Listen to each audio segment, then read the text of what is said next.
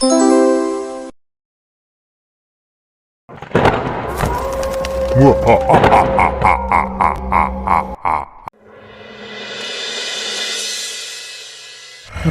পেছন ফিরে দেখল যে মাঝিটির মাথাটি পুরোপুরি কঙ্কালে পরিণত হয়েছে।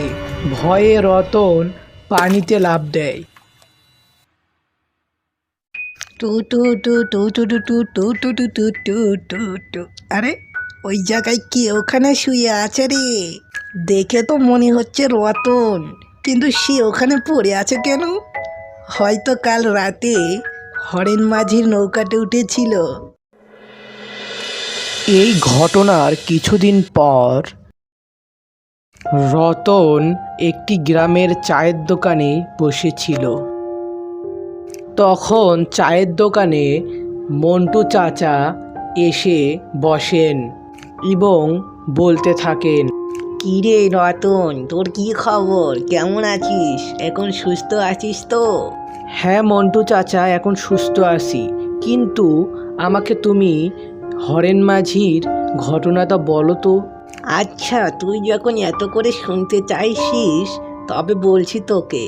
তবে ঘটনাটি অনেক বেদনাজনক রে, তবে শোন।" তখন মন্টু সেই ঘটনাটি বলতে লাগলো।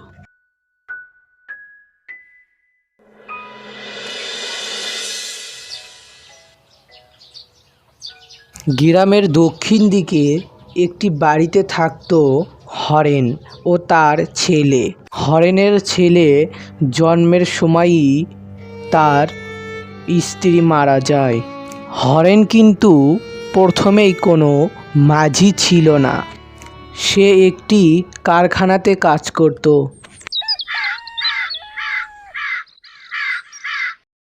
সকাল হলে হরেন সেই কাজে যেত।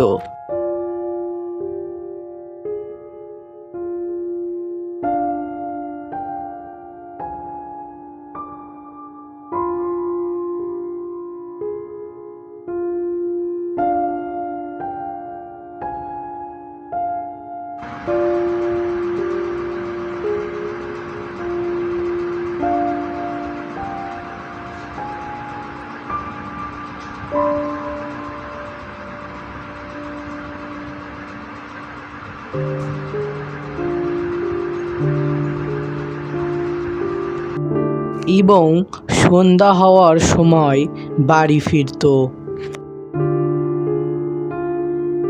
হরেন চাচ্ছিল যে সে যা টাকা উপার্জন করবে তা দিয়ে তার ছেলেকে একটি স্কুলে ভর্তি করাবে, কিন্তু এই আশা তার আর পূরণ হলো না। একদিন ভয়ঙ্কর অসুখ এসে ধরল তার ছেলেকে।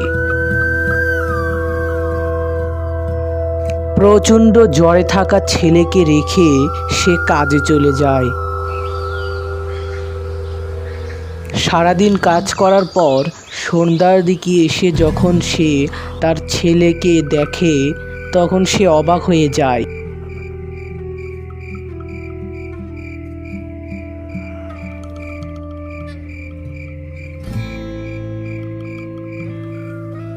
সকালে যে জ্বর ছিল তার চেয়েও দ্বিগুণ জ্বর হয়েছে তার ছেলের।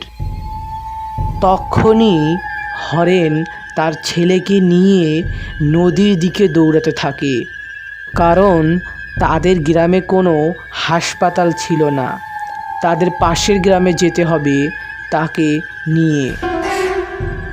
এই জন্য দ্রুত দৌড়াতে শুরু করলো হরেন।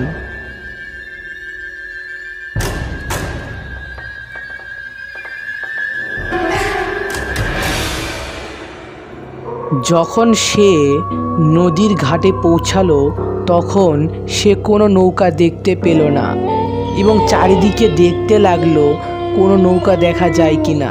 এ কি হতভাগ্য কপাল, একটিও নৌকা সে দেখতে পেল না। এদিকে তার ছেলে প্রচণ্ড জ্বরে মারা যায়। তো তোকে আর বাঁচাতে পারলাম না রে বাবা, তোকে আর বাঁচাতে পারলাম না। তারপর থেকে হরেন নৌকা চালাতে শুরু করলো।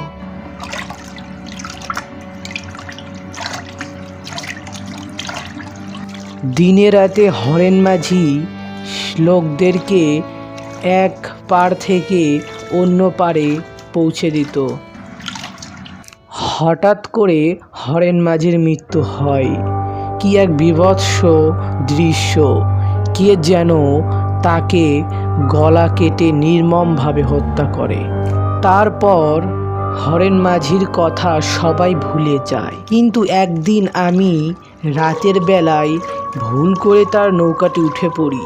তারপর তোমার মতোই সেই বীভৎস চেহারা দেখে আমি নদীতে ঝাঁপ দেই।